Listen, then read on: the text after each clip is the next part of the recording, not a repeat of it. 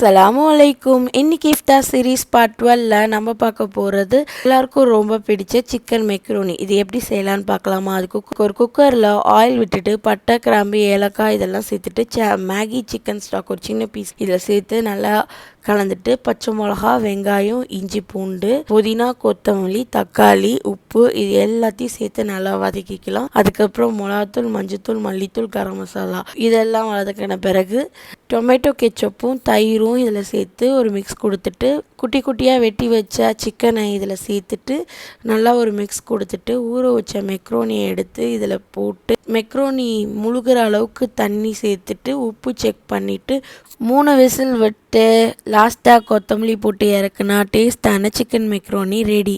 Already நம்ம சேனலில் இஃப்தார் series part 11 வரைக்கும் போட்டிருக்கோம், அதையும் செக் பண்ணிவிடுங்க. இந்த மாதிரி டேஸ்டான இஃப்தார் ரெசிபீஸ்க்கு நம்ம சேனலை சப்ஸ்கிரைப் பண்ணி சப்போர்ட் பண்ணுங்கள்.